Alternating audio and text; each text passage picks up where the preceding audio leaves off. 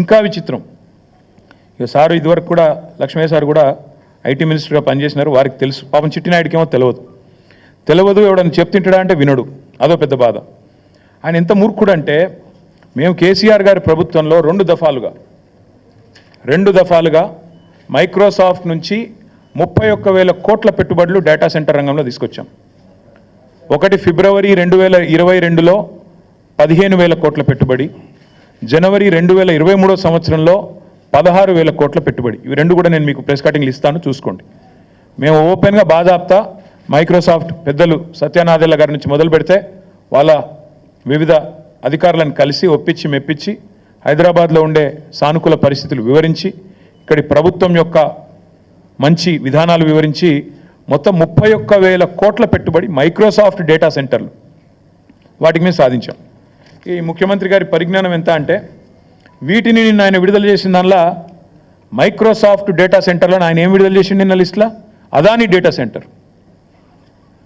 ఇక ముఖ్యమంత్రి గారు ఎట్లాంటోడంటే, ఈయన పాపం ఈయనకు తెలియదు, ఇదివరకు కూడా ఒకసారి ఇట్లే మాట్లాడిండు. సత్యనాదెల్లా అని ఉన్నాడు, ఆయన ఎవరా విప్రో సీఈఓనా అని మాట్లాడిండు. ఇప్పుడు కూడా గంతే.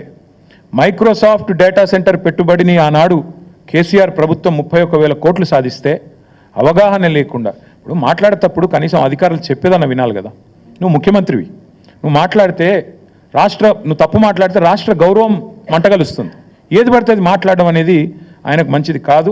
ఇప్పుడైనా సవరించుకోని చెప్తా ఉన్నా చిట్టినాయుడు గారికి, ఇప్పుడైనా సవరించుకోండి. 31,000 కోట్ల పెట్టుబడి రాష్ట్రానికి వచ్చింది. నా జేబులకు పోలే, కేసీఆర్ గారి జేబులకు పోలే, రాష్ట్రానికి వచ్చింది. రాష్ట్ర సంపద పెంచే అంశం, రాష్ట్రానికి మంచి జరిగే అంశం. దీనివల్ల మైక్రోసాఫ్ట్ వచ్చిందంటే తర్వాత అమెజాన్ వచ్చింది, అది ఇంకా 36,000 కోట్ల పెట్టుబడి, $4.7 బిలియన్ పెట్టుబడి. ఇవి రెండు మా ప్రభుత్వంలో అత్యధిక FDI, మేము తీసుకొచ్చిన అత్యధిక ఫారెన్ డైరెక్ట్ ఇన్వెస్ట్మెంట్. ఇగో ఈ రెండు, అమెజాన్ అండ్ మైక్రోసాఫ్ట్. ఒకటి 31,000 కోట్లు, ఇంకోటి 36,300 కోట్లు.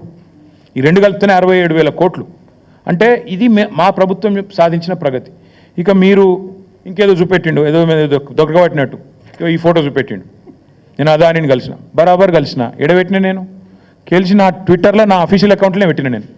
నేను దాచుకున్నాను. నీ లెక్క 4 గంటలు రహస్య సమావేశాలు చేసినా, లేకపోతే చీకట్లో పోయి కోయినూరు రోడ్ల కాలు పట్టుకున్నాను.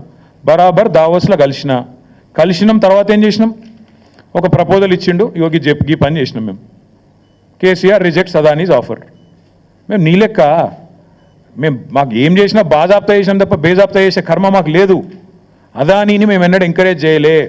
మేము రెడ్ సిగ్నల్ చూపెట్టినాం, నువ్వు రెడ్ కార్పెట్ వేస్తున్నావు. ఇది వాస్తవం, నువ్వు ఒప్పుకోపోయి. ఎస్, ఇది నా అఫీషియల్ ట్విట్టర్ అకౌంట్లో పెట్టినా. నేను దాచుకునేదే ఉంటే, దొంగ చీకట్లో కలుసుకునేదే ఉంటే, నీ లెక్క లుచ్చా పనులు చేసేదే ఉంటే, నేను కూడా నీ లెక్కనే ఇంటికి పిలిపించుకొని రహస్యంగా దొడ్డిదారులకి పిలిపించుకొని కాళ్ళు పట్టుకొని కాళ్ళు ఒత్తుకుంటా 4 గంటలు నేను కూడా కూర్చుంటుంటే. కానీ నీలాగా నాకు చిల్లర పనులు చేసే అలవాటు లేదు. నువ్వు తిట్టున్నా, నువ్వు నాకేం ఫరక పడది.